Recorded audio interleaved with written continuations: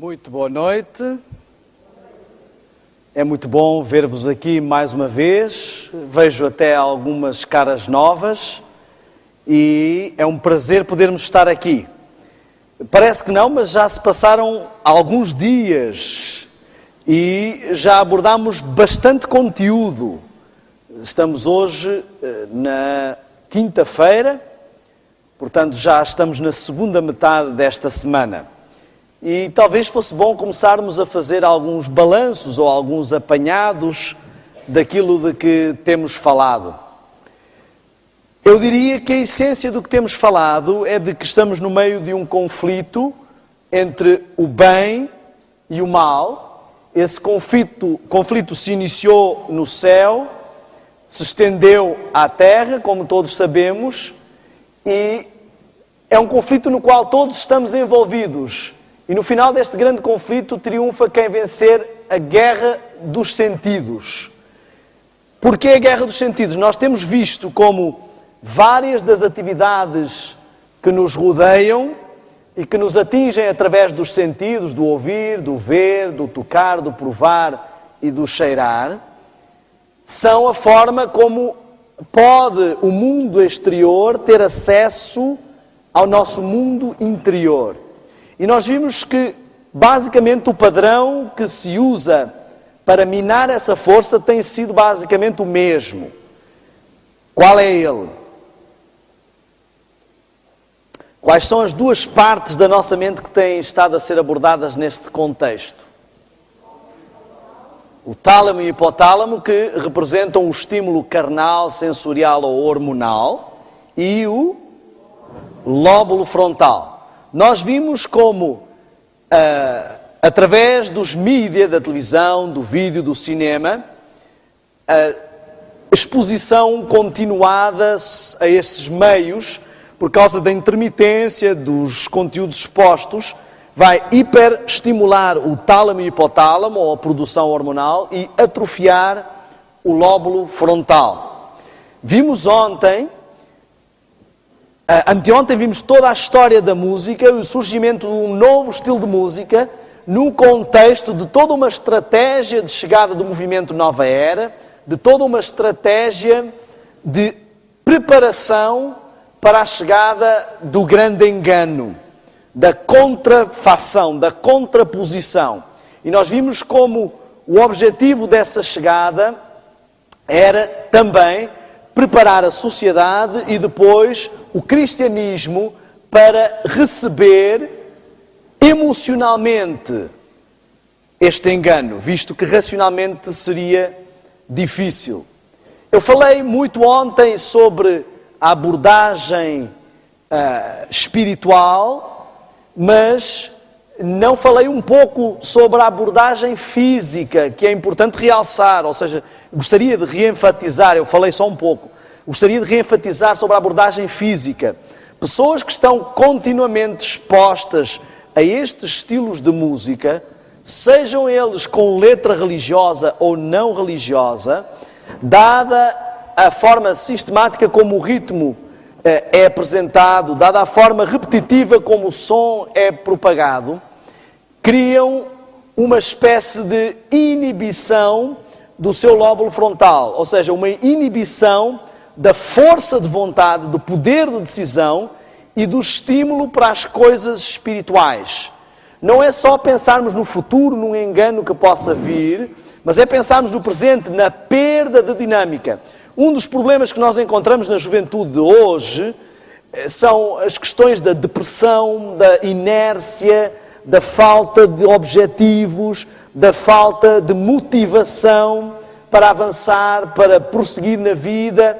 Vemos que ganhou estilo e moda toda uma abordagem depressiva, inerte, e é um problema sério entre os nossos jovens. E não estou a falar só dos de fora, estou a falar também dos de dentro. Falámos sobre um aspecto muito importante, que é a questão de que a mensagem não precisa de ser escrita para ser passada, e de que essas músicas, além de todo o efeito que têm, passam uma mensagem. Muitas delas, além de nos porem em estado hipnótico e nos darem mensagens de promoção da sexualidade, de promoção das drogas, de promoção dos vícios, de promoção dos prazeres, do mundanismo, essa é uma forma como gravam muitas mensagens, mesmo de forma falada, mas muitas delas, sem essa abordagem, também nos passam mensagem. Eu queria fazer uma pequena experiência que vai nos ajudar a entender. Eu vou convidar-vos a fechar os olhos, eu vou cantar uma música e vou pedir que vocês imaginem uma cena que essa música vos inspire. Certo? Simples. Vamos lá? Podem fechar os olhos e eu vou cantar uma música. Imaginem uma cena que essa música vos inspira. Ding, ding, ding. Ding, ding, ding. Ding, ding, ding.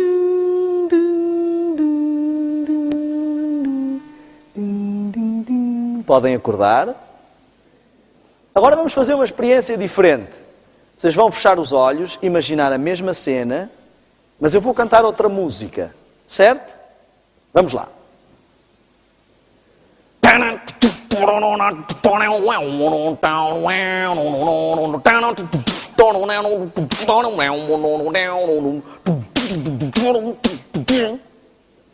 E então? Que tal? Conseguiram imaginar a mesma cena? Alguma destas músicas tem letra? Mas tem ou não tem uma mensagem? Conseguem imaginar um bebê a dormir com a música e ele tranquilinho a dormir? Ou alguém a conduzir um carro a alta velocidade? Que música é que as pessoas põem quando vão para a discoteca? Enquanto ajeitam a gravata? Enquanto põem a gola para cima e os cabelos em pé. Estão a ver? A música, mesmo sem ter uma letra, tem uma mensagem. E nós temos que ter cuidado, temos que pensar qual é a mensagem que realmente uma música transmite. E é verdade, falámos sobre isso ontem, que há músicas calmas que, mesmo assim, transmitem uma mensagem de meditação transcendental, uma mensagem não propriamente espiritual, mas espiritualista. Uma coisa muito importante que eu queria deixar para resumir este assunto da música é um fator simples. O critério que o inimigo conseguiu meter na cabeça de todas as pessoas para a escolha de música é o gosto. E esse é o critério que faz com que os peixes sejam apanhados. Não sei se vocês já repararam. Gostam de minhocas. Então, o peixe pode olhar e ver, ele nem sequer pensa em anzol, ele só pensa em minhoca. E se nós só pensarmos em gosto, vamos engolir este e outros anzóis. O que eu queria que entendêssemos que, claro que gosto é um critério importante para se ouvir música. Eu também não preciso estar a ouvir músicas que não gosto, qual é o prazer disso. Mas esse não é o único critério. Normalmente quando as pessoas falam de música, elas dizem, o que é que tu curtes? Eu gosto disto, eu gosto daquilo. Estão a ver? Então, nós temos que entender que não é só uma questão de gosto. Se fosse uma questão de gosto, não precisávamos do cristianismo para nada. Não precisávamos ser mudados, cada um era como gosta e pronto. O cristianismo existe exatamente para nos fazer entender que, dada a degradação em que entramos, muitas das coisas que gostamos não são positivas para nós. Eu costumo sempre dar este exemplo.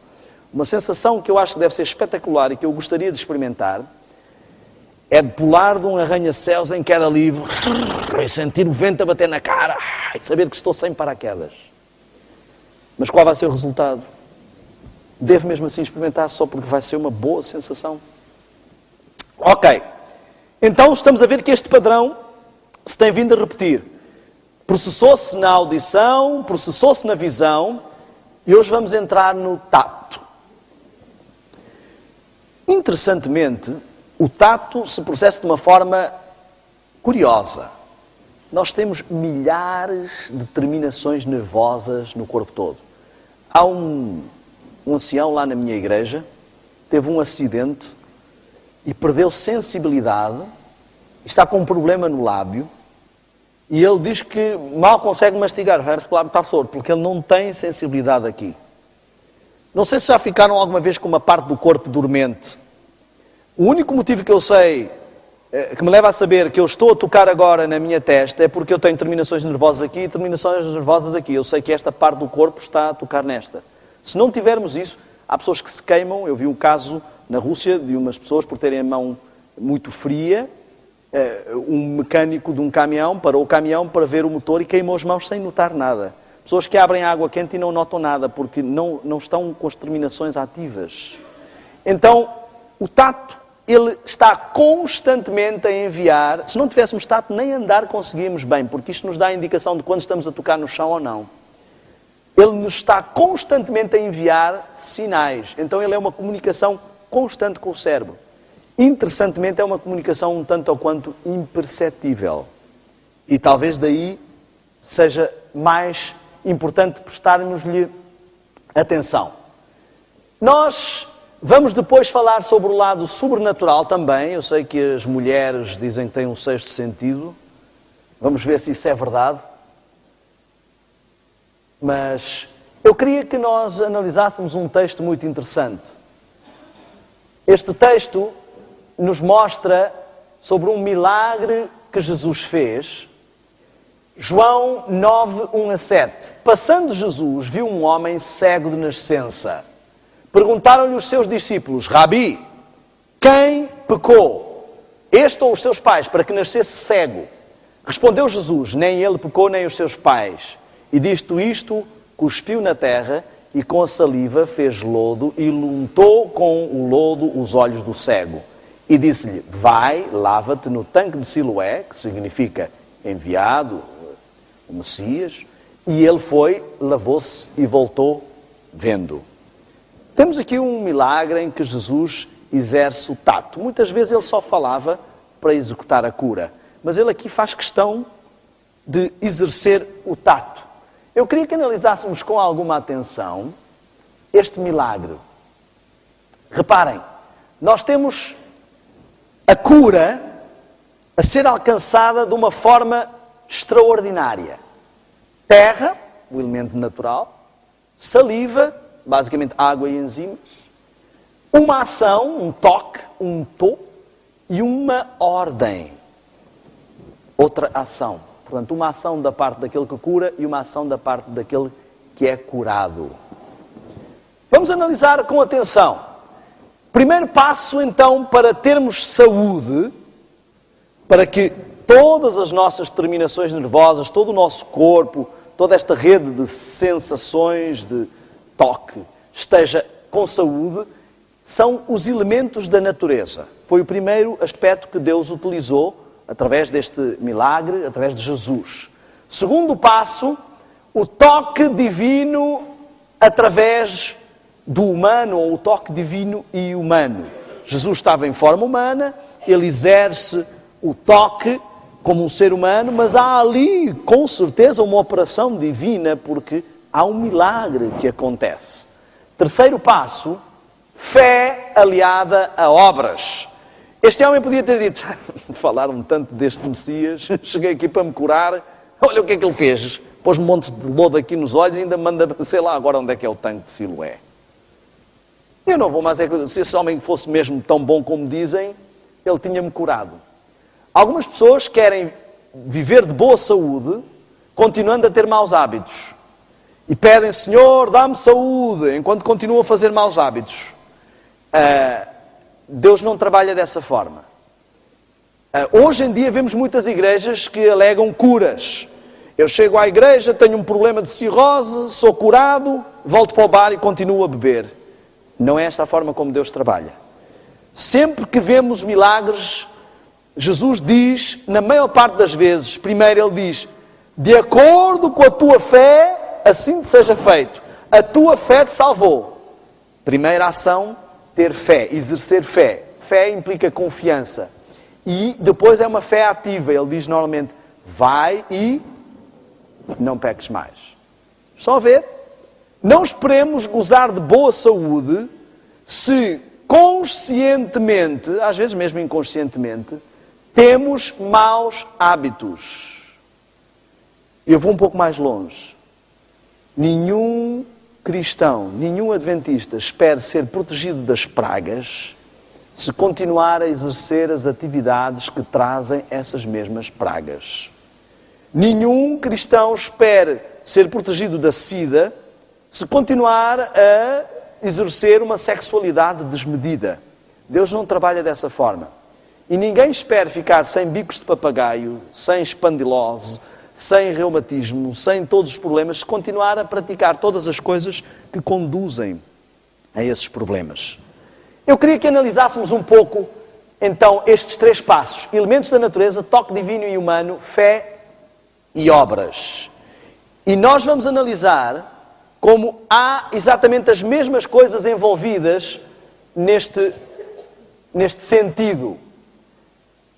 Diz o Espírito Profecia, na maneira como o Salvador curava, havia lições, ungiu com terra os olhos de um cego, dizendo-lhe, vai, lava-te no tanque de Siloé. Olhem este detalhe. A cura se podia operar só pelo poder do grande médico. Ainda assim, Cristo fez uso dos simples agentes da natureza, conquanto não recomendasse as medicações compostas de drogas, sancionou o emprego de remédios simples e naturais. Eu queria, isto está em Desejado de Todas as Nações, página 823 a página 825. Agora, a pergunta que se coloca é, tudo bem, e o que é que Ellen White percebe de saúde? Até vou um pouco mais longe. E o que é que este Daniel Spencer percebe de saúde? Ele é médico, Nós estivemos nos Estados Unidos, tivemos alguma formação médico-missionária, conselhos de saúde práticos, mas eu não venho aqui na qualidade de especialista de saúde, tal como ontem não vim aqui na qualidade de especialista de música. Eu quero que nós entendamos que nós estamos a falar aqui na qualidade de coisas espirituais e todos nós devemos debruçar-nos sobre coisas espirituais.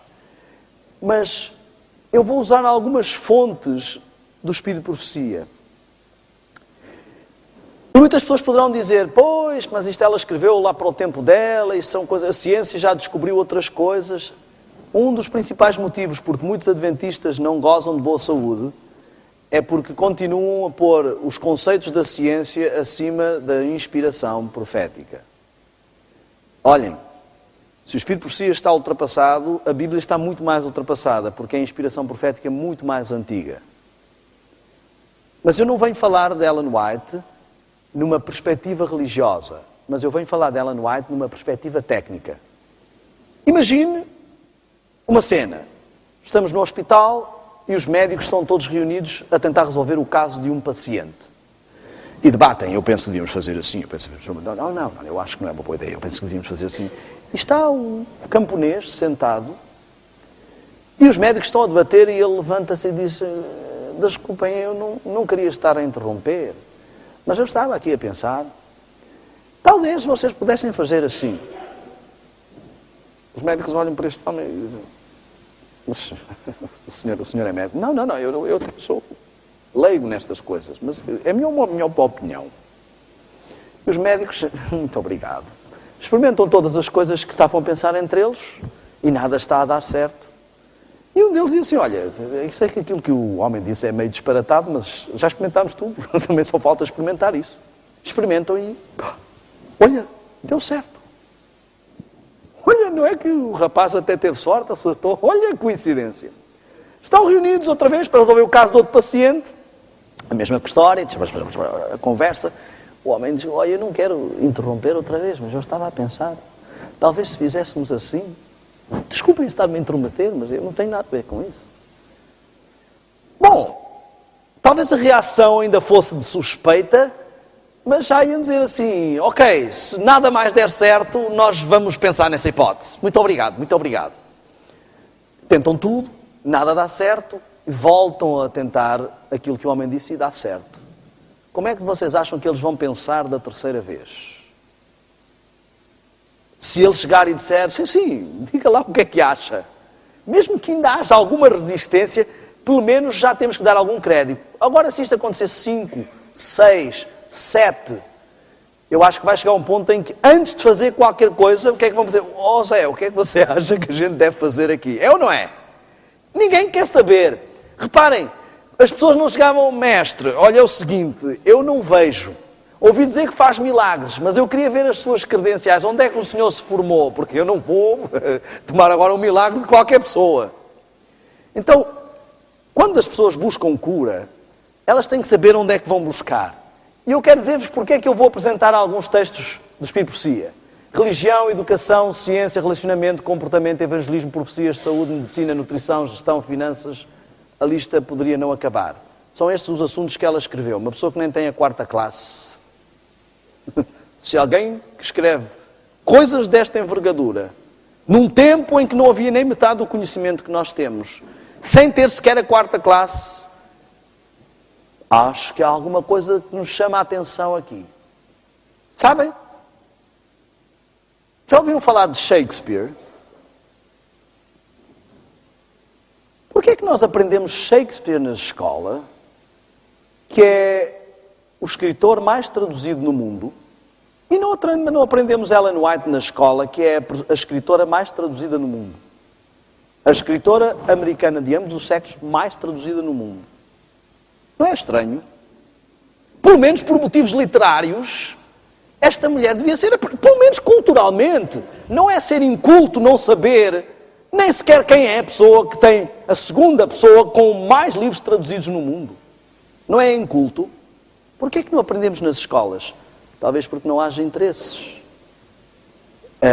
Enquanto Shakespeare nos ensina linda poesia que não tem nenhum efeito prático na nossa vida, há aqui vários conselhos que salvariam as pessoas de muitos males. Mas como eu disse, eu vou falar desta mulher porque ela é a tal pessoinha que está ali no canto, que não percebe nada de nada, mas que dá os conselhos e acerta. Com 100 anos de avanço. Por exemplo, em 1864 ela disse que fumar não era bom e que isto era um hábito prejudicial. Os médicos disseram, está bem, você é médica, você percebe alguma coisa disso? Nós receitamos isto como um calmante, é uma tradição vinda dos índios, resulta muito bem, a pessoa fuma e sente-se muito bem. Só 100 anos depois é que a Associação Médica Americana declarou que não, fumar é prejudicial. Hoje alguém tem dúvidas? Ninguém tem. Em 1869, ela disse que eletricidade era algo que tínhamos no cérebro. Os médicos olharam, coitadinha. Qualquer dia vamos pôr a mão na cabeça e levar um choque elétrico. Mas hoje, se temos um problema na cabeça, fazemos o quê? Eletroencefalograma. Será que tem alguma coisa a ver com eletricidade? Só em 1934 é que a comunidade médica reconheceu realmente este facto. Em 1869, ela fez uma correlação entre a dieta e as doenças coronárias, os problemas cardíacos. Só em 1961 é que isso foi reconhecido pela comunidade médica. Ela, na altura, dizia que a sangria não era a melhor cura para quem está com problemas de anemia.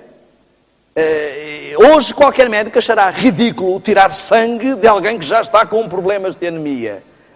O que é que se faz quando alguém está anémico? É uma transfusão de sangue. Mas na altura não era o que a medicina fazia. E toda a gente disse, bom, nós é que somos os médicos. É por isto que eu vou falar dela. Porque a medicina a cada 100 anos muda de opinião. E a Bíblia há mais de 2000 anos que diz a mesma coisa. E você tem que decidir em quem que você acredita. Não é uma questão de quem está certo. Saem 2 médicos da mesma faculdade e um diz que café faz muito bem, outro diz que café faz muito mal. Um diz que deve-se beber à refeição, outro diz que não se deve. Mas Deus, desde o princípio do mundo, que diz a mesma coisa. É por isso que eu confio. Se alguém que não percebe nada de nada, que não tem nenhuma formação, consegue antecipar 100 anos, pelo menos ouvir e ler devíamos. Lá no Brasil, eu fui pregar à igreja do Hospital Belém. Uma igreja de 1.200, 1.300 membros, mais ou menos. Uma igreja praticamente só de médicos. Imaginem o que é ter que fazer uma palestra de saúde numa igreja só de médicos. Mas houve um dentista que contou uma experiência muito interessante. Ele disse que ele tinha... Ele até já saiu na carta missionária como uma das pessoas que mais estudos bíblicos deu num ano, É uma experiência muito interessante. Mas ele diz que estava com um problema de saúde e foi ao Hospital Belém, ao Hospital Adventista, grande Hospital Adventista. Foi ao hospital e foi ao médico, e o médico, bom, vamos ver aí uns exames e tal, e havia lá um médico, não adventista, muito conceituado, uma pessoa já com uma certa idade, que ficava com o consultório em frente do médico onde ele foi. E ele disse, bom, já que estou aqui, vinha a passar, ele está médico, doutor, desculpe lá interromper, mas eu estou aqui com um probleminha de saúde, será que seria incómodo se o senhor me fizesse só uma consultinha? Eu já vim aqui, tive um diagnósticozito, mas... sim, venha aqui ao meu consultório, sente-se aí. E ele, então o que é que o senhor sente? E ele começou a dizer assim, o doutor ligou lá ao computador, escreveu umas coisas, mandou imprimir, e ele, olha, está aqui, faça isto e vai ficar tudo bem. Ele olhou para aquilo, beber água, dormir às tantas horas, comer assim, eu disse, doutor, mas só isso? Não, confia em mim, faça isso que vai ficar bem. E eu disse, mas doutor, isto são apenas remédios simples. Meu amigo, deixe-me dizer-lhe uma coisa. Sabe onde é que eu fui buscar isto? Lá na velhinha. Na velhinha? Como assim? Pois na velhinha. Vocês têm lá essas coisas todas, não leem nada. Isto é tudo a velhinha, está ali, pá, está ali todos os remédios para vocês fazerem, vocês não fazem nada. Mas qual velhinha? Não há lá a vossa, vocês não leem nada do que têm lá. E ele diz que olhou assim para ele e disse, doutor, eu estou surpreendido, o senhor para ser adventista só falta guardar o sábado. E ele disse, já estou a guardar. Muitos de nós vamos ficar para trás. Já podíamos ter feito alarde sobre saúde, não fizemos. Foi preciso vir a National Geographic em 2005 declarar que somos o povo com mais longevidade à face da Terra. Então, basta batizar-se na Igreja Adventista, você vai viver até os 150, é isso? Vamos falar um pouco sobre estatísticas. Por exemplo, não adventistas e doenças coronárias. Homens não adventistas, em relação a homens adventistas que comem carne, diminuição de 44% de possibilidades de doenças cardíacas. O simples facto de mudar de hábitos, não é só o simples facto de ser batizado, mas de adotar alguns hábitos de saúde adventista, mesmo comendo carne, vão fazer com que haja uma diminuição das doenças cardíacas. Adventistas vegetarianos diminuem o risco de doenças coronárias na ordem dos 61%. Quando eu digo vegetarianos, estou aqui a falar de ovo-lacto-vegetarianos. Se forem vegetarianos totais, diminuem o risco de doenças coronárias em relação ao não adventista na ordem dos 86%. Isto não é brincadeira. Sabem, às vezes as pessoas têm muitas resistências. Já sei que alguns já estão preocupados. Será que este vem agora falar que temos que ser vegetarianos todos, que quem não for vegetariano não vai para o céu? Olha, eu vou-vos dizer uma coisa. O diabo tem convencido muitos adventistas de que isso de ser vegetariano é um fanatismo. Mas na igreja dele, ele não admite pessoas que não sejam vegetarianas. Não sei porquê. Os satanistas, condição sine qua non. Você não vai lá servir o diabo de qualquer forma. Ele tem alguns critérios. Não, para a igreja de Cristo, não é preciso ser isso, é fanatismo. Agora para a minha igreja, não. Vá lá ver esses grandes cantores de rock. Madonna, vegetariana. Xuxa, vegetariana. E B12, coitada, a Madonna vê-se que tem pouca B12. A Xuxa também vê-se que tem pouca B12. Aliás, as pessoas antes do dilúvio que não comiam carne morreram todas por falta de B12. Vê-se que morreram cedo, 900, 800. Era a idade que elas morriam. Bom, mas eu volto a dizer, fiquem tranquilos, eu não vim aqui para convencer ninguém a ser vegetariano.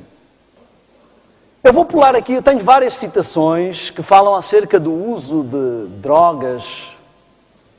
Ela faz várias citações, chama o uso de drogas de venenosas, diz que as drogas não curam, a medicação de drogas é uma calamidade, usai-as cada vez menos, então a natureza poderá usar os médicos de Deus. As drogas raramente precisam de ser empregadas, reparem que ela utilizou a expressão raramente, não quer dizer que não haja nenhum caso, porque pode haver extremos. Eu não vou para o hospital com uma apendicite dizer não quero nada porque eu pratico medicina natural. Temos que ter cuidado. Mas o que estamos a falar aqui é de uma mudança de comportamento e hábitos. O trabalho dos médicos é levar os homens e as mulheres que estão sob o seu cuidado a verem que a causa das doenças é a violação das leis da saúde. Empregar para os doentes os remédios providos por Deus na natureza. Nós temos todos ao nosso alcance bênçãos fantásticas, conceitos fantásticos que não seguimos. Agora, quais os efeitos que isto poderá estar a ter sobre nós? A doença, esta citação é importante. Há duas citações muito importantes. Esta de cima, muitos médicos não gostam.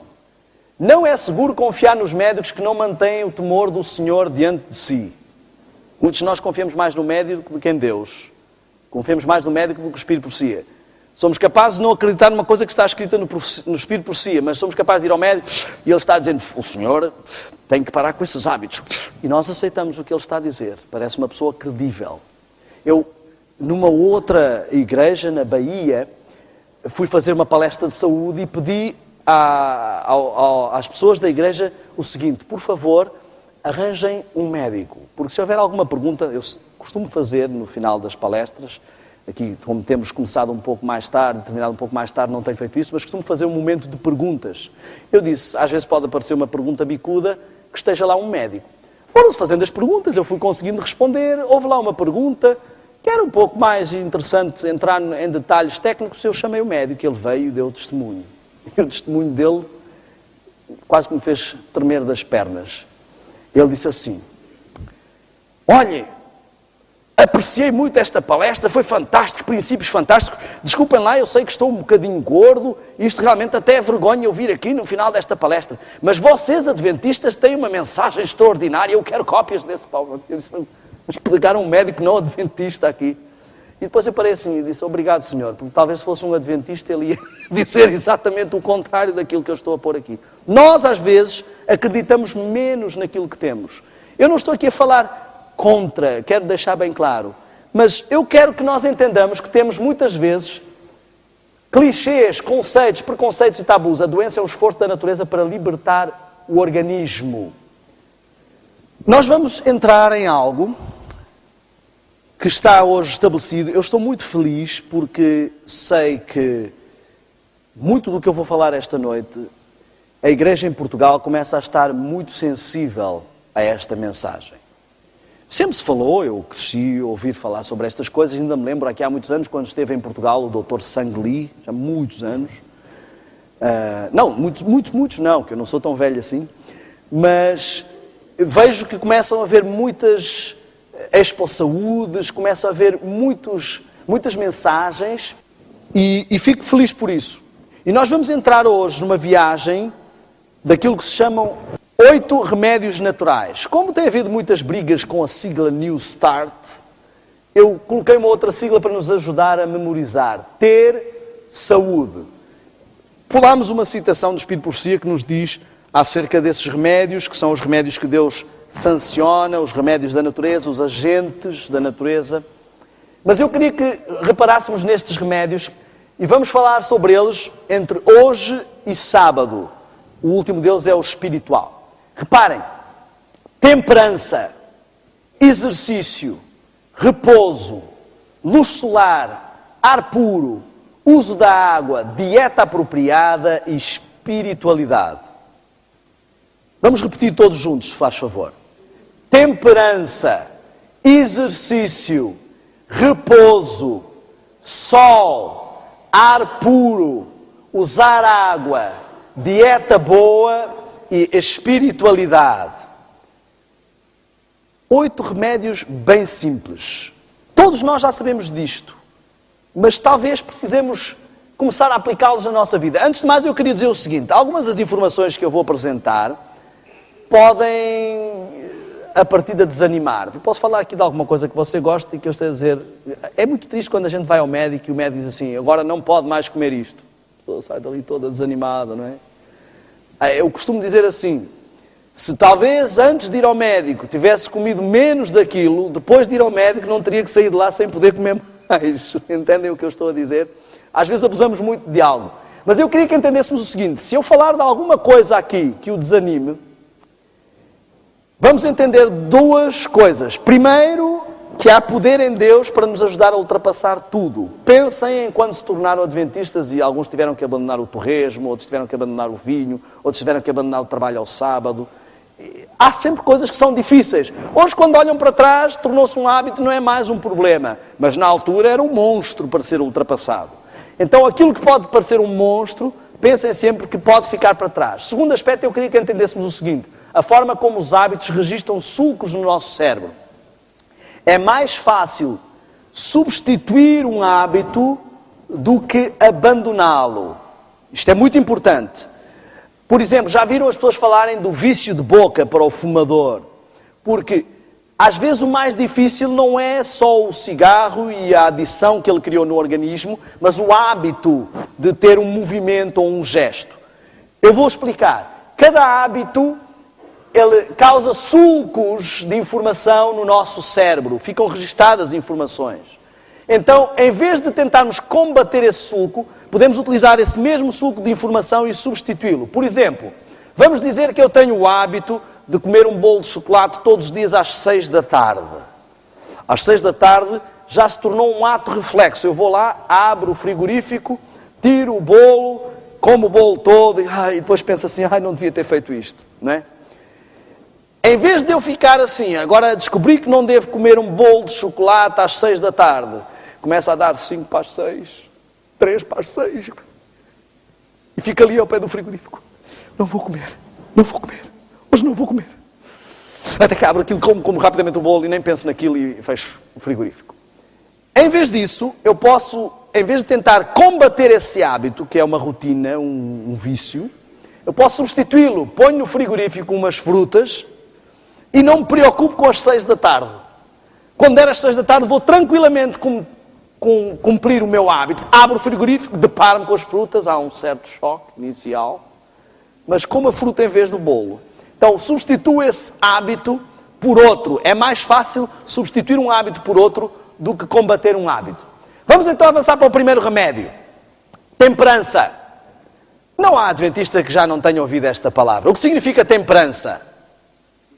Equilíbrio. Obrigado.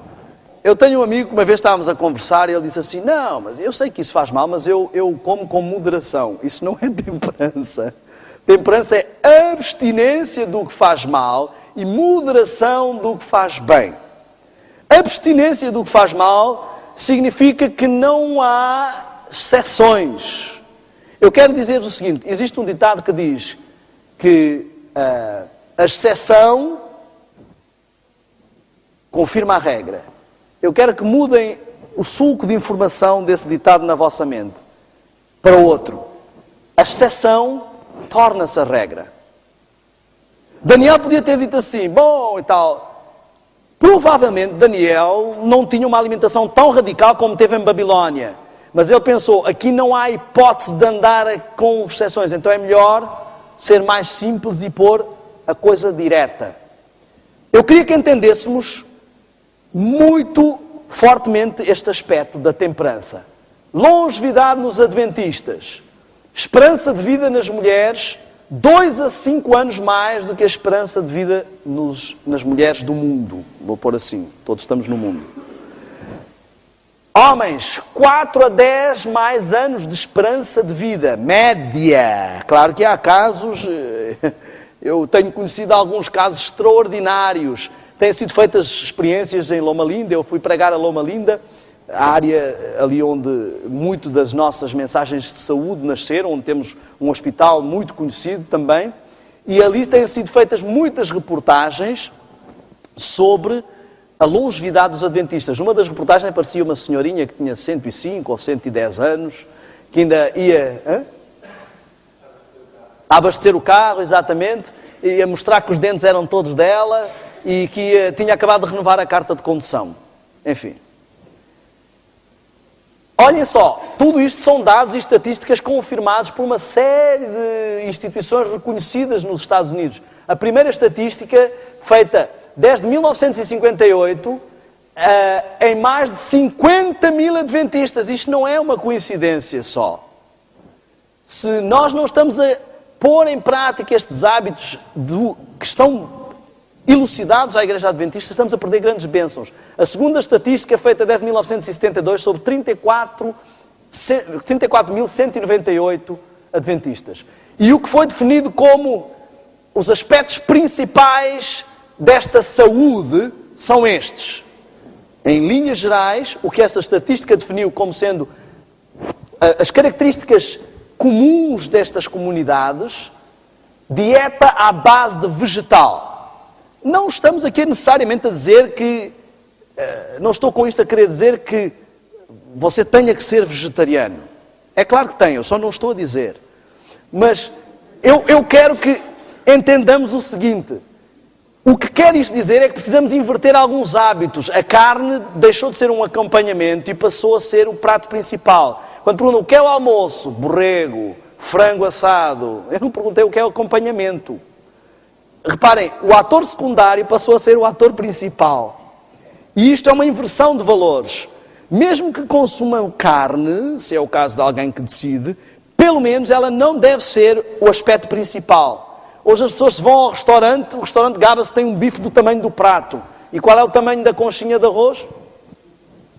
E se pede ao garçom, olha, pode ser outra conchinha, ele já olha assim. Este indivíduo é estranho. O que é que eles chamam de salada no restaurante? Uma folha de alface? Salada? Ok. Segundo aspecto, exercício regular. Muitas vezes se bate nos adventistas porque não deixaram ainda a carne, mas eu acho que os adventistas precisam apanhar muito mais por causa deste fator. Exercício regular. Abstinência de álcool, cafeína e drogas ilícitas. Eu quero chamar a atenção para as drogas ilícitas. Mas nós vamos falar um pouco também das drogas lícitas, que às vezes são piores. Quero que saibam que o cigarro não é uma droga ilícita. Não fumar, está aqui.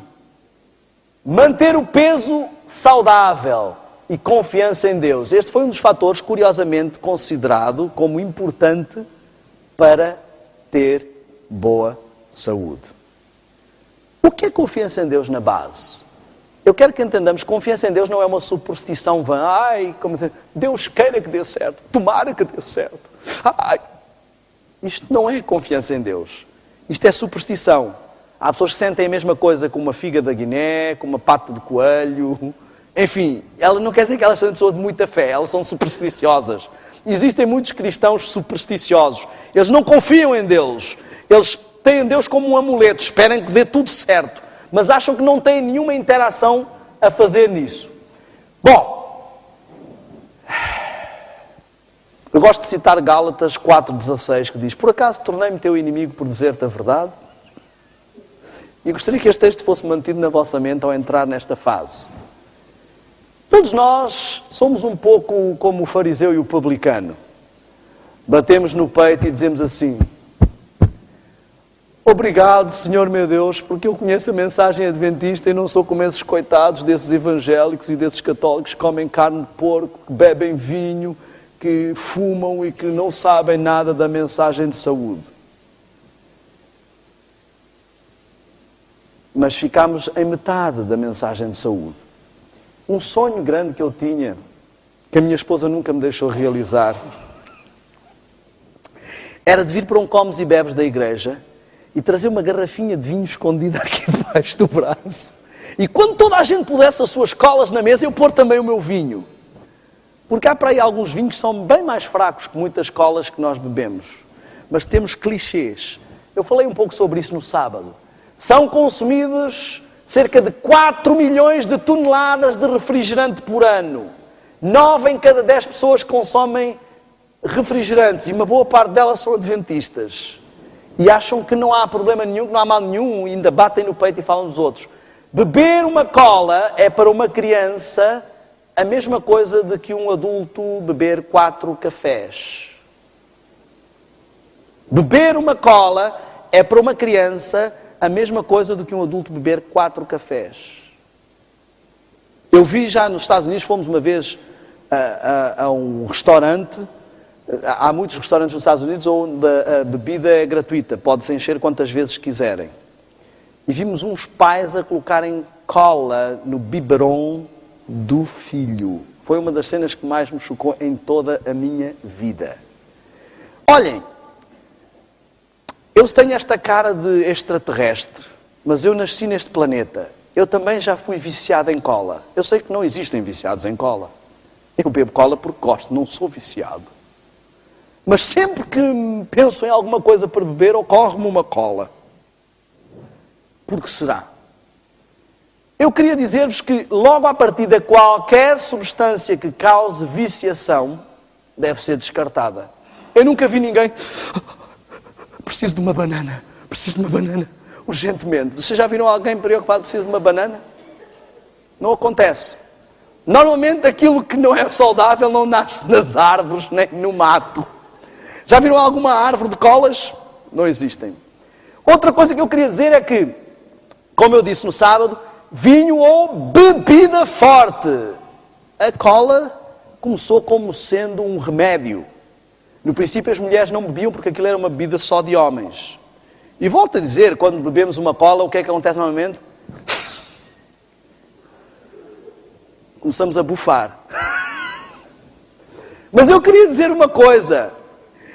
Existem algumas bebidas fortes que as senhoras bebem muito elegantemente, achando que são muito finas, enquanto destroem o corpo. Chamam-se hoje estas bebidas estimulantes ou depressivos, porque elas sugam todas as energias do corpo e depois exaurem essas energias e o corpo precisa de mais.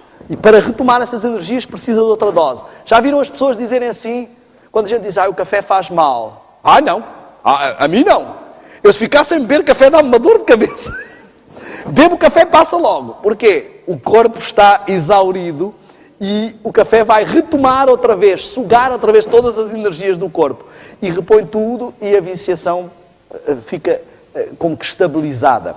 Mas muitos de nós temos hábitos semelhantes. Reparem. Não bebemos chá preto, porque tem teína. Mas somos capazes de avançar para outras substâncias. Por exemplo, o chocolate, que tem teobromina, que tem cafeína. Eu quero dizer-vos que o processo de fermentação do cacau para fazer... Talvez a minha esposa até fosse melhor para falar sobre isto. Eu quero dizer que ela seria muito melhor do que eu para fazer a palestra de saúde. Na realidade, ela entende muito mais do que eu. As pessoas que fazem o chocolate, primeiro, os judeus não consomem chocolate. E nós temos hábitos um pouco parecidos com os dos judeus. Eu vou dizer porque é que eles não consomem chocolate. Desculpem lá os chocólatras. Eu sei que esta parte vai fazer muitos inimigos. Eles não consomem chocolate porque há alguns animais imundos que não são aconselhados pelo Levítico 11 que caem para os recipientes de fermentação do cacau. A fermentação do cacau é semelhante à fermentação alcoólica. E o efeito que ela passa para chegar a todos os processos até ser utilizado para o chocolate é absolutamente semelhante. Mas nessa fase, algumas baratinhas atrevidas, 4 fermentações, das quais uma é alcoólica. Não é só alcoólica. Então, são 4 fermentações, das quais uma é alcoólica. E existem alguns bichos que gostam de álcool, não sei o que é que cai lá para dentro. Então, é por isso que os judeus não consomem. Mas isso é, claro, aquilo, não se preocupem, aquilo vai a altas temperaturas. Mas o que eu queria dizer é que é um tabu. Nós dizemos às pessoas lá fora que não devem beber café. Bom, eu sei que hoje em dia há muitos adventistas que bebem café, que isto não é problema nenhum, porque Deus já liberalizou o café. Só ainda não fomos informados sobre isso, nem no Espírito Profecia, nem na Bíblia, mas já deve estar liberalizado. Mas o que eu quero dizer é que eu duvido que Deus goste que os seus filhos estejam dominados. Havia um livro que se vendia na Casa Publicadora, Escravos do século XX. Um livro fantástico. Houve um tempo em que era proibido na igreja estas coisas. Dependência. Pode um cristão viver em algo que cause dependência, consumir algo que afeta o sistema nervoso,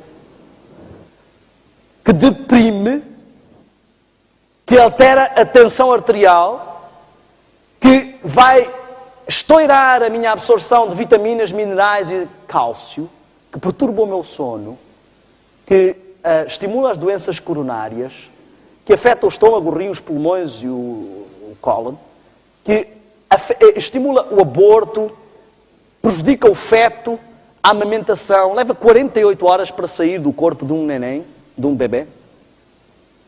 Será que poderemos, em boa e sã consciência, dizer que não, isso é fanatismo, essas coisas, qual é o problema? Bom, exercício. Riscos da inatividade, doenças cardíacas, diabetes, osteoporose, cancro, ansiedade e depressão. Atenção aos senhores que batem no peito e dizem obrigado, Senhor, porque eu não sou como essas pessoas lá fora que fumam. Tenho más notícias. A inatividade é tão prejudicial quanto o fumar ou ter níveis altos de colesterol. Porque a obstrução das veias, do sistema circulatório, no Brasil dizem diferente,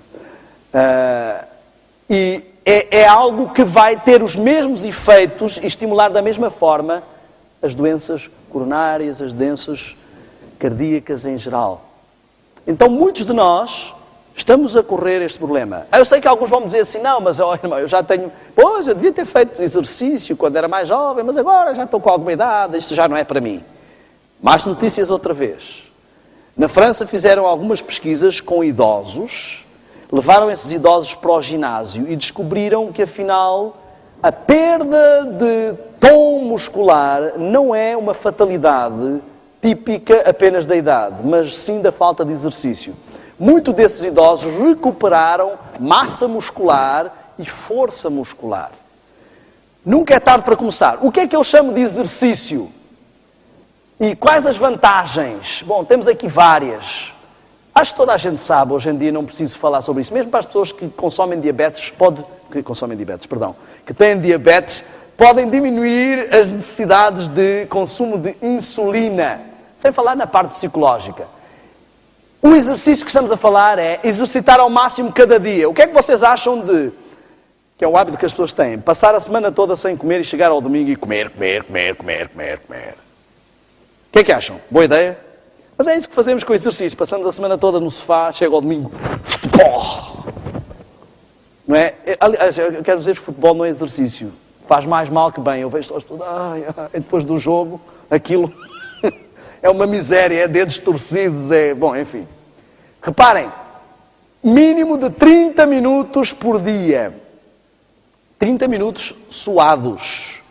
Então, não importa a que nível você está, por exemplo, uma pessoa que não faz muito exercício, se ela caminhar daqui até lá ao fundo e voltar várias vezes, vai ficar toda suada. Fez o exercício do dia. Depois vai progredindo. Porque quanto menos exercitados estamos, mais esforço se exige, então mais suamos.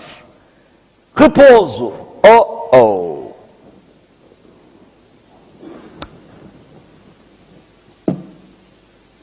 Este é um problema sério. Sabem porquê? Porque nós não consideramos isto um problema. Nós achamos que é normal, a sociedade é normal. Mas eu queria dizer-vos que é aqui que muitos adventistas vão perder a salvação. Irmão, está a querer dizer que quem não dorme o suficiente não vai para o céu? Se puserem dessa forma é ridículo. Mas eu estou a querer dizer que quem não dorme o suficiente fica com o lóbulo frontal atrofiado, perde capacidade de discernimento do certo e do errado, não progride na sua vida espiritual e talvez por causa disso não vá para o céu.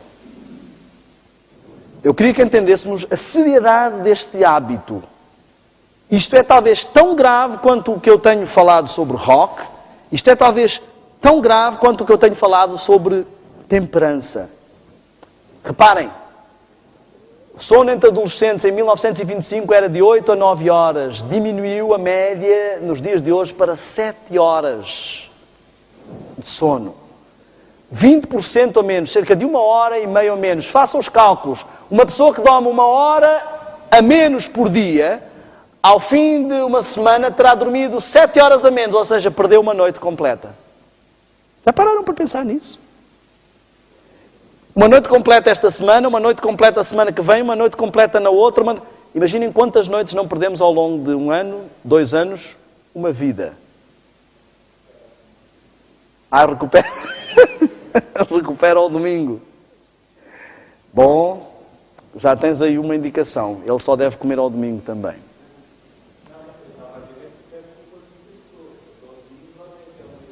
Dormem até ao meio-dia. Olhem só, mais de 100 mil acidentes por ano. Sabem que é uma das causas principais de acidente a seguir ao álcool? Isto é incrível. Olhem só, quando aumenta a hora ou diminui a hora, aumenta ou diminui nível de 8% os acidentes. Isto é incrível. Isto é incrível. Porquê? Sabem porquê? Porque, além da diminuição da resistência física, do sistema imunitário estar enfraquecido, há uma diminuição da eficácia mental, um abrandamento geral dos processos mentais. Olha uma coisa muito simples que nunca as pessoas associam à falta de descanso. Saio da sala, vou à cozinha buscar qualquer coisa, chego à cozinha... O que é que eu vinha buscar? Não me lembro. Volto para a sala. Muitas dessas pequenas falhas de memória, às vezes, são simplesmente falta de descanso. Dificuldade de concentração. Além da irritabilidade, não é? Eu conheci um ditado muito bom. Sabem, a astenia matinal, não é? Se você tem mal a acordar, não saia do quarto. Os outros não têm culpa disso. Olhem só, a memória recente é a mais afetada, mas há um fator terrível. Isto tem um impacto na nossa vida espiritual. Distinção entre o certo e o errado é profundamente afetada. Sabem que uma das características típicas de tortura em tempo de guerra é a privação do sono para fazer lavagem ao cérebro. Deixa-se o prisioneiro várias noites sem dormir. Ao fim dessas noites, ele já não consegue ter autodomínio sobre si mesmo, passa o pleonasmo, e não desbobinar todas as coisas. Ele quer não confessar, não dizer as coisas, mas não consegue mais exercer domínio nem discernimento. Em menor escala do que isso, é verdade, mas o acúmulo de cansaço que muitos cristãos desenvolvem tem diminuído em grande medida a sua dinâmica espiritual. Eu quero dizer-vos uma coisa com toda a sinceridade, e não estou a dizer isso para dizer, olhem que eu sou muito bom, eu faço isto, façam como eu.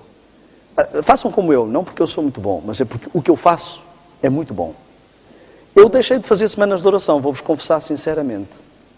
Sabem porquê? Porque as semanas de oração estavam a acabar com a minha espiritualidade. Não, semanas de oração acabar com a espiritualidade? Sim. Quando cheguei a Portugal, toda a gente começa... Tive que brigar porque queriam começar às 8h30. Não foi aqui. Mas o que eu quero dizer é o seguinte. Os portugueses são aqueles que, de toda a Europa, vão para a cama mais tarde. Nos Estados Unidos, já às 9h30, o shopping, o centro comercial, está fechado. Sábado à noite. 9h30. Isto é loucura para nós. Às 9h30, vamos ainda jantar. Pois os americanos já estão todos em casa, quase a recolher. Não há essa vida noturna. Eu quero dizer-vos sinceramente que eu acredito que um dos motivos porque nós não somos a cabeça da Europa é exatamente por causa destes hábitos. Deitar tarde, comer mal de manhã porque comemos muito à noite. Enfim, não há dinâmica. Isto prejudica o nosso avanço. Não só como país, mas também espiritualmente. Então eu tive que começar a recusar porque quando chega às semanas de oração eu nunca consigo levantar-me à hora, porque sempre acaba muito tarde. Então é muito raro eu aceitar semanas de oração. Sei que aqui acaba tarde porque sou eu que sou o pregador, mas eu gostaria que começássemos mais cedo. Seria fantástico. Bom, eu quero ser bem incisivo, contundente, cutucar. Faça um compromisso sério com Deus de mudar. Mas isso na sociedade em que estamos não é possível. Vá para casa e leia o salmo que diz que inútil vos será levantar de manhã, deitar tarde, comer o pão que granjeaste com dores, aos seus amados o Senhor o dá enquanto dormem. É uma questão de fé. Não há nada que Deus peça aos seus filhos que não seja possível fazer. Mas se nós não acreditarmos, vamos continuar dominados pelo inimigo, porque ele sempre nos vai mostrar algo que é impossível ultrapassar. As pessoas que trabalham ao sábado, elas, quando conheceram a igreja, o inimigo tentou convencê-las de que era impossível arranjar um emprego que não se trabalhasse ao sábado. E muitos continuam a ser convencidos de muita coisa. Eu quero ser bem veemente nisto. É um apelo sério que eu faço. Mude os seus hábitos de sono. Sugestões para ficar sem fadiga. Resolva os seus problemas antes de deitar. Isto também faz parte da confiança em Deus. Muitas pessoas vão para a cama e pensam: ai, amanhã vem essa conta da luz. Ai, como é que eu vou pagar a prestação do carro? Ai, meu amigo, não vai adiantar nada. Se ficar ali a pensar naquilo durante a noite, não vai aparecer um depósito na sua conta, não vai aparecer nenhum pagamento automático. Então não vale a pena preocupar. Ou sai e paga a conta naquela hora, se não pode, durma descansado. Não leve os problemas para a cama. Segundo aspecto, um quarto escuro e silencioso. Isto tem a ver com as produções hormonais, os ciclos. Eu quero dizer-vos o seguinte: quando começa a anoitecer, o nosso corpo começa a produzir algumas hormonas. E quanto mais tarde ficar, menos dessas hormonas há, menos quantidade há no corpo. Então, menos descanso. Dormir 5 horas depois da meia-noite descansa 1/3 ou metade do que dormir 3 horas antes da meia-noite. Porque as horas antes vão encontrar maior quantidade, não tem a ver com serotonina, não vamos entrar em aspectos técnicos, mas vão encontrar no corpo mais quantidade hormonal que favorece o descanso. Então, com menos horas, descansamos mais do que ao deitar-nos tarde. Um aspecto também importante é a regularidade no descanso. Muitas das vezes, dormimos num dia a 1 hora, mas no outro dia vai dar uma série e queremos assistir, dormimos mais tarde. Isso já não é um problema, porque aqui já deitaram as televisões fora, que eu sei. Mas, de qualquer forma, para muitas pessoas que têm uma certa irregularidade no descanso é complicado. Exercício diário. Uma das coisas que ajuda a descansar bem é exercitar. Uma dieta saudável. Muitas pessoas têm muitos sonhos e visões porque comem muito tarde. Deveríamos, já vamos falar sobre isso, vou deixar isso para amanhã. Faça uma cesta de 15 a 30 minutos diários. E tenha confiança em Deus. Muito importante, um dia de descanso semanal. Um dia de descanso semanal, mas isto é necessário falar com adventistas, sim. Para muitos adventistas, o sábado é o dia mais intenso semanal. Passa um dia todo atarefados a trabalhar para Deus, que nem têm tempo para estar com Deus. Deus fica ali à espera. Olha, quando tiveres um momentinho, quando acabares aí com os teus cargos de igreja, se puderes estar comigo um bocadinho, chega ao fim do dia: epá, Senhor, epá, infelizmente hoje não vamos poder estar juntos, não vamos poder, mas eu passei o dia todo a trabalhar para ti. Quero dizer-vos uma coisa: Deus quer mais pessoas que trabalhem com Ele do que pessoas que trabalhem para Ele. Vou repetir. Deus precisa de mais pessoas que trabalhem com Ele do que pessoas que trabalhem para Ele. Uma das grandes artimanhas do diabo é pôr-nos atarefados a trabalhar para Deus, a fazer até mais do que Ele pediu. Eu acho que há uma história bem típica. O que significa mulher na Bíblia? O que é que significa mulher na Bíblia? Certa vez Jesus chegou e veio se encontrar com 2 mulheres. Uma chamava-se Marta, outra chamava-se Maria. Está ali representado os 2 tipos de igreja que podemos ter. As 2 coisas são importantes. As atividades, as tarefas, os compromissos. Mas Deus disse claramente: este tipo de igreja escolheu a melhor parte do que aquele tipo de igreja. Deus não precisa de membros de igreja que estejam tão atarefados com a igreja que não tenham tempo para estar aos pés dele e aprender com ele. Às vezes, estando um pouco mais com Cristo, eu digo isto por experiência própria, eu não gosto de dizer que sou, porque gosto sempre de pensar positivamente. Eu era um viciado em trabalho. É algo que estou a ultrapassar. Mas, muitas das vezes eu acordo de manhã e o diabo já começa. Pois é, olha, eu sei que devias fazer a meditação, mas olha só o dia que tu tens hoje. Hoje vai ser um dia intenso. Eu acho que, olha, tu trabalhas para Deus. Olha o tanto de pessoas que vão conhecer a mensagem com isso que vais preparar. Eu acho que era bom avançares e preparar isso. Não, espera, é muito importante tu estares com Deus. Então vamos fazer uma coisa. Deus vai compreender isso muito bem e vai ser uma boa solução. Enquanto trabalhas, ouves um sermão. Meditação. Sempre arranja uma forma. E a gente acaba sempre por protelar. Lutero, penso que era Lutero que dizia: hoje tenho tantos desafios pela frente, tão difíceis, que exigem tanto de mim, que só conseguirei executá-los se passar pelo menos 3 horas com Deus. A gente pensa é o contrário. Hoje não dá para estar com Deus. E é por isso que não vencemos. Quando tenho esses dias em que ponho Deus em paralelo ou tento manobrar as coisas, parece que o trabalho não rende. E nos dias em que Deus é posto em primeiro lugar, às vezes em menos tempo concretizamos tudo. Nós vivemos num conflito, numa batalha. Bom, deveríamos dormir quanto tempo? Um bebê deve dormir cerca de 16 horas, uma criança de 10 a 12 horas, um adolescente de 8 a 10 horas, um adulto não menos de 7 e não mais de 9. Um idoso não precisa de renovar tantas células, ele pode dormir, isso já varia um pouco. Não menos de 7, não mais de 9. Eu quero dizer que dormir menos do que o necessário é tão prejudicial como dormir mais do que o necessário. Algumas pessoas dormem demasiado e depois elas dizem assim, não sei o que é que se passa comigo, quanto mais durmo, mais sono tenho. Porque quando dormimos mais do que a quantia certa, o corpo é como se ultrapassasse, é como, sabem quantos quilómetros? Ele já fez e agora já está numa segunda volta, parece que tem menos, mas é porque ele já vai na segunda volta. O corpo se vicia a esta indolência e como que começa a pedir mais e já não descansa, ele ultrapassa os seus níveis de descanso.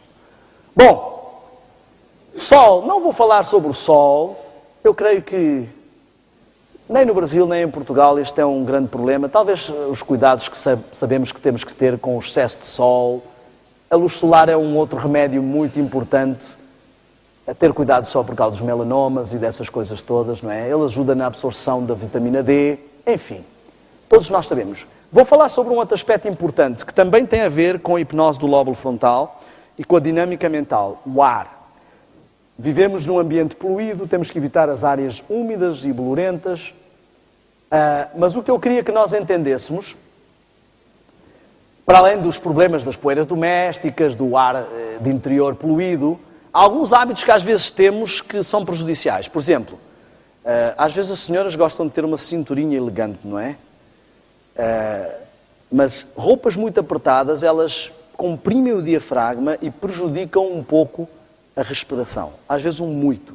Outro hábito que prejudica é a postura deficiente. Eu tinha um colega na escola que tinha muito estilo. Hoje ele tem uma escoliose, acho que é assim que é escoliose, não é? E muita da nossa respiração é afetada por posições deficientes. Às vezes estudantes que sentam tortos ou pessoas que ficam muito tortas no sofá, tudo isso prejudica a respiração. Mas uma das piores coisas que nós temos quanto à respiração, isto é muito importante porque a respiração oxigena o cérebro e ajuda nos processos mentais. Uma das piores coisas que temos quanto à respiração é não sabermos respirar. Se olharmos para um bebê, vamos reparar que ele respira e a parte que se mexe é a parte inferior do abdômen. Ele respira aqui.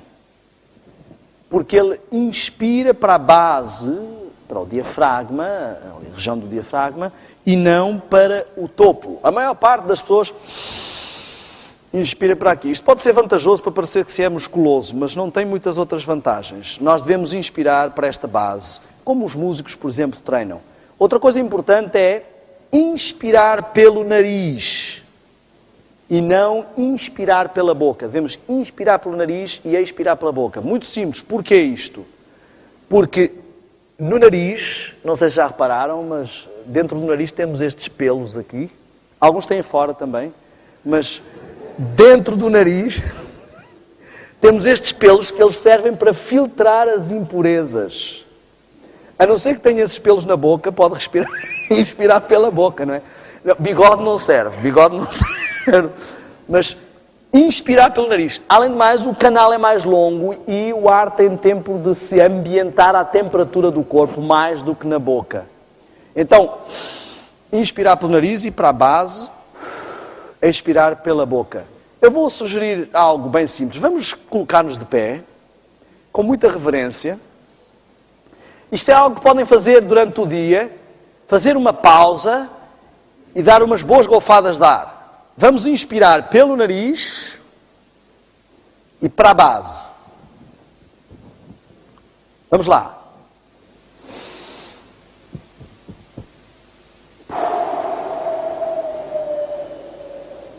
Vamos lá outra vez.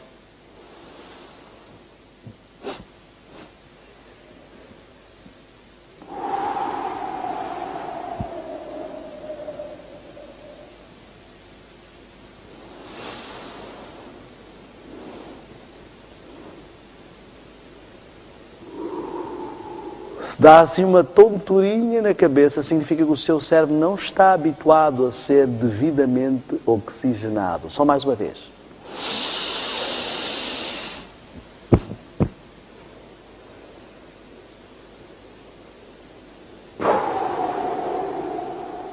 Não é relaxante?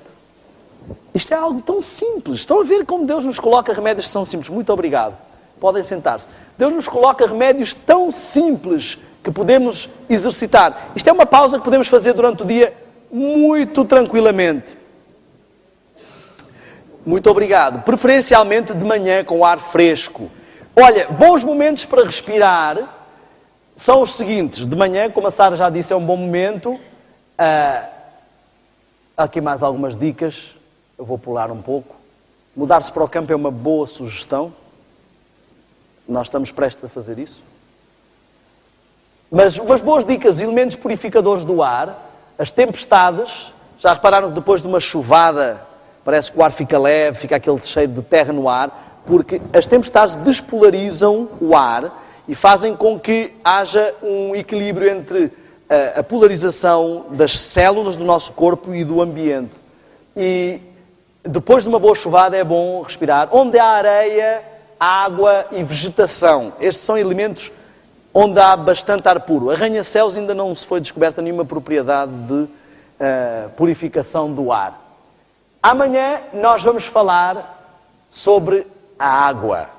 Eu queria dizer-vos o seguinte. Se não querem sentir um peso na consciência amanhã na palestra, bebam muita água durante o dia. Nós vamos falar sobre muita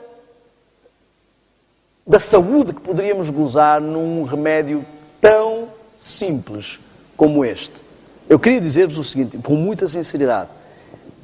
Não percam esta palestra da manhã. O simples mudar deste hábito tão fácil, tão ao nosso alcance, poderá dinamizar grandemente a vossa saúde. Quero dizer-vos que amanhã vou explicar como a água me libertou dos males terríveis que eu sofria da enxaqueca. Vou-lhes mostrar isso. Muito simples. Eu vou falar-vos sobre coisas, com pequenos hábitos, vocês podem mudar radicalmente a vossa saúde.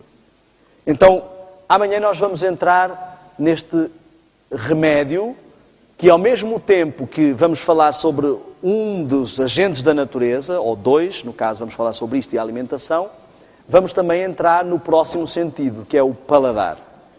Muito poderia-se falar sobre o tato.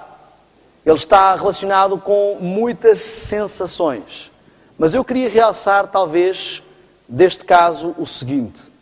Nós vimos que muitas das nossas pequenas atividades têm influência na nossa mente. Por exemplo, respirar convenientemente e a dinâmica mental. Por exemplo, descansar convenientemente e a dinâmica de discernimento e poder de decisão, os mesmos efeitos da força de vontade. Eu sei que às vezes parecem pequenas coisas, dizemos, também não é por causa de não respirar bem que eu vou cair em tentação. Eu costumo sempre apresentar uma pequena alegoria que vai ajudar a entender. Alguém que se importaria de casar ou ter uma namorada que tivesse o nariz um bocadinho torto? Só um bocadinho assim. Só se nota de frente. Está de lado nem se nota nada. O nariz um bocadinho torto. Importavam-se? Deixariam de casar com uma pessoa só porque tem o nariz um bocadinho torto? Sim ou não? Não. O que é isso?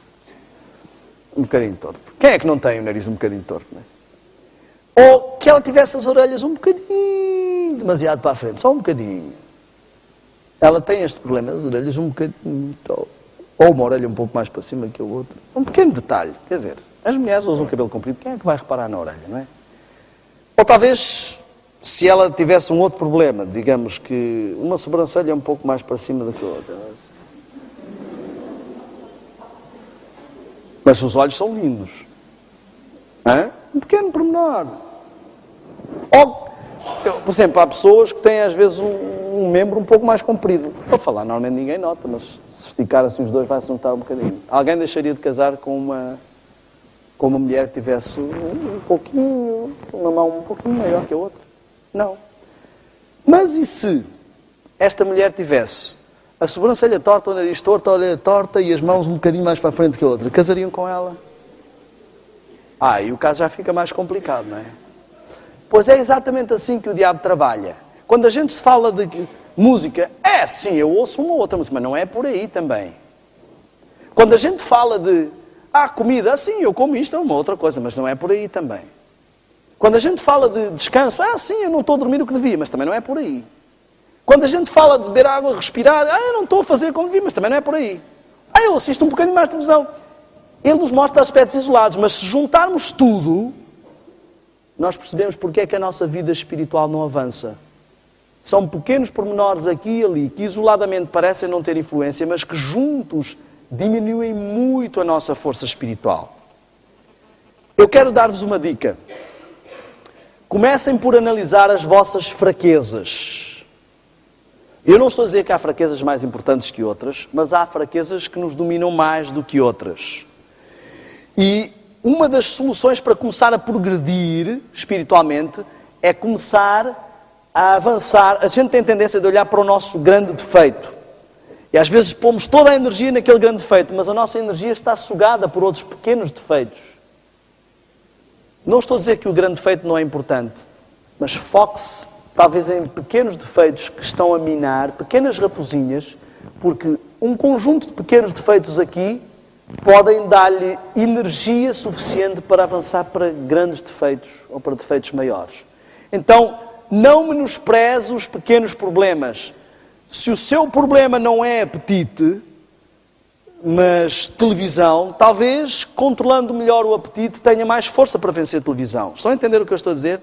Se o seu problema é música, talvez ouvindo um pouco menos, ou assistindo um pouco menos de televisão, comendo um pouco melhor, bebendo um pouco mais de água, respirando um pouco melhor, pequenas coisas, para ter mais força. Então, em vez de menosprezar as coisas pouco importantes, a Bíblia é muito clara nisto. Quem não é fiel no pouco, não é fiel no muito.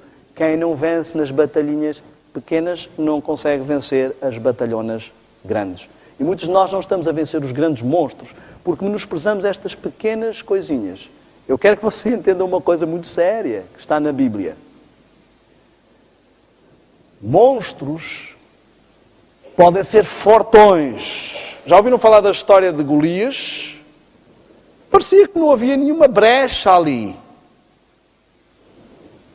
E uma pequenina pedrinha foi o que acabou com a festa. E não sei se vocês repararam num pormenor. Onde é que acertou essa pequenina pedrinha? Lóbulo frontal. Não sei se estão a perceber a lição que Deus quer dar. Às vezes pensamos que somos muito fortes, porque temos este ou aquele talento, esta ou aquela qualidade. Mas desprotegemos com pequenas coisinhas que acabam por derrotar-nos. Já viram que uma pequenina coisinha fez tombar uma coisona deste tamanho e acabou com ela? Muitos de nós deixamos de ser gigantes espirituais por causa de pequenos pormenores. Senhor nosso Deus, muito obrigado por esta promessa. Vemos que as pessoas que estão aqui, Senhor, apesar do avançado da hora, desejam buscar este poder. E que eles não saiam daqui sem a bênção que vieram buscar. Que a sua busca, que a sua persistência seja recompensada. E esta noite o que eu peço, Pai, é que eles saiam daqui preenchidos com uma dose especial de ânimo, de fé e, acima de tudo, do Teu poder. Em nome de Jesus. Amém.